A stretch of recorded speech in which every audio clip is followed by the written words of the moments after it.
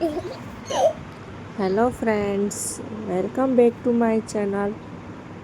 તો આપણે સાંજના નાસ્તા માટે તમને ચટપટું ખાવાનું મન થઈ રહ્યું છે અને શું ખાવું છે એ તમે વિચારી રહ્યા છો, તો હું તમને એક આઈડિયા આપું છું. તો આપણે ચલો આ રેસીપી જોઈ લઈએ. તો આ ખૂબ જ ટેસ્ટી એન્ડ ખૂબ જ સરસ એવી રેસીપી છે. માત્ર થોડા સમયમાં જ બની જાય એવી રેસીપી છે. તો આપણે રેસીપી જોઈ લઈએ. તો મેં અહીંયા મકાઈ લીધી છે, બાફવાના છે બટેકા અને ચણા, ત્યાર પછી માંડવીના દાણા છે. એટલી વસ્તુને મેં બાફી લીધી છે. તો એ બફાઈ ગયું છે એકદમ સરસથી. હવે બટેકાની છાલ પણ ઉતારી રાખી છે. મકાઈ છે, ચણા છે, મગ છે. મગને આપણે અલગથી બાફવાના છે, સાથે નથી બાફવાના, નહીંતર એકદમ બફાઈ જશે. માંડવીના દાણાને તળી લીધા છે. ત્યાર પછી ટમેટાં, ડુંગળી એના નાના નાના એવા કટકા કરી લીધા છે. જુઓ, મગ છે, સેવ છે, કોથમરી છે અને બધી ચટણી એટલે કે લસણવાળી ચટણી કરી છે, ગ્રીન ચટણી કરી છે અને ખજૂર આંબલીની પણ ચટણી બનાવી છે. તો હવે આપણે રેસીપીને આગળ વધારીએ. તો જો એક પછી એક વસ્તુ હું તમને બતાવી દઉં. મકાઈ છે, બાફેલા બટેકા છે, મગ છે અને ચણા અને માંડવીના દાણા, એ બધું કઠોળ છે. હવે આ ડુંગળી, ટમેટાં અને માંડવીના દાણા તળેલા છે. ત્યાર પછી આપણે બધી જ ચટણી જોઈ લઈએ. અને સેવ પણ એક ગાર્નિશિંગ માટે આપણે સેવ લીધી છે અને કોથમરી લીધી છે. હવે ડુંગળી, ટમેટાં અને ચટણી, તો ગ્રીન ચટણી છે, લસણની ચટણી છે, આંબલીની ચટણી છે અને ખજૂરની ચટણી છે. તમે નાના નાના કાકડીના કટકા પણ કરી શકો છો. તમે ચણાની દાળને પણ તેમાં ઉપયોગ કરી શકો છો.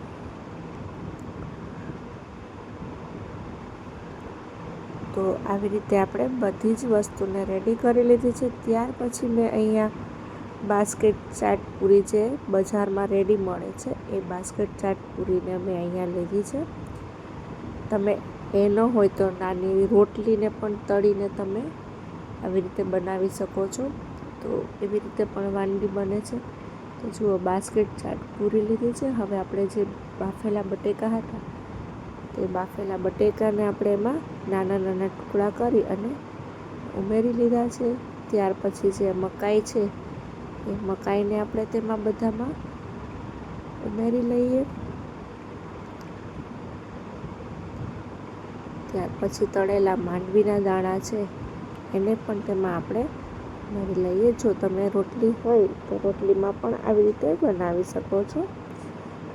એમાં નાના નાના કાકડીના કટકા પણ સરસ લાગે છે, તો એ પણ તમે રીતે ઉમેરી શકો છો. અને જે આ ચણા અને બાફેલા માંડવીના દાણા મેં સાથે બાફ્યા હતા, એ પણ હવે ઉમેરી લીધા છે મેં.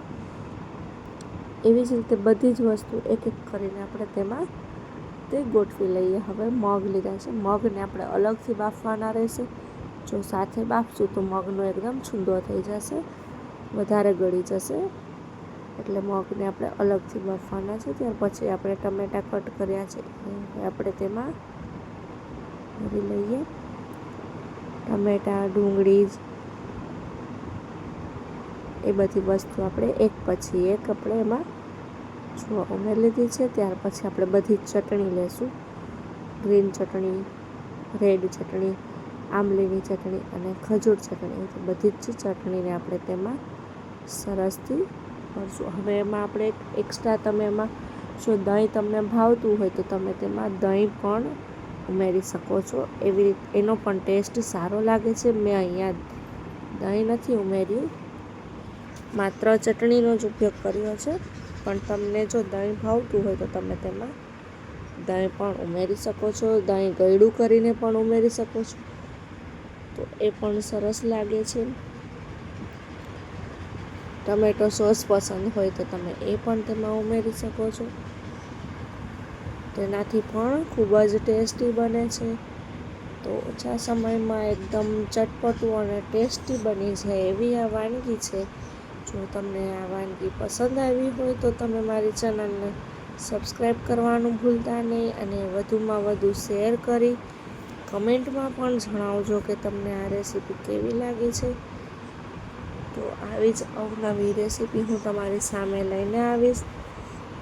તો ફ્રેન્ડ્સ, તમે બધા ચેનલમાં બન્યા રહેજો અને તમને રેસીપી કેવી લાગી છે મને જરૂરથી કમેન્ટ કરજો. તો જુઓ, હવે આપણે એમાં સેવ પણ ઉમેરી લીધી છે. ત્યાર પછી ગાર્નિશિંગ માટે આપણે તેમાં કોથમરીને એડ કરી દઈશું. તો ખૂબ જ ટેસ્ટી અને સરસ એવી મારી રેસીપી બનીને રેડી થઈ ગઈ છે. તો જુઓ, બજારમાં આપણે ખાતા હોઈએ જે ચાટ પૂરી એવી જ ઘરે બની ગઈ છે. બાસ્કેટ ચાટ પૂરી બનાવી છે. અમારે ત્યાં આ રેસીપીને બાસ્કેટ ચાટ પૂરી કહે છે. જો તમારા શહેરમાં આ રેસીપીને કોઈ બીજા નામથી કહેતા હોય તો એ તમે મને કમેન્ટમાં જણાવજો કે તમે આ રેસીપીને કયા નામથી ઓળખો છો. તો હું ફ્રેન્ડ્સ તમારી કમેન્ટની રાહ જોઈશ. તો મને કમેન્ટ જરૂરથી કરજો અને તમને રેસીપી કેવી લાગી છે એ પણ મને જરૂરથી જણાવજો. તો મસ્ત એવી રેસીપી બનીને રેડી થઈ ગઈ છે. ખૂબ જ સરસ એકદમ રેસીપી દેખાવામાં પણ સરસ છે અને ખાવામાં તો ઓર બી ટેસ્ટી છે. તો આવી જ અવનવી રેસીપી જોવા માટે તમે બેલ આઇકોન પર પ્રેસ કરી દેજો, જેથી કરીને હું કોઈ પણ રેસીપી શેર કરીશ તો તમને પહેલાં એનું નોટિફિકેશન આવી જશે.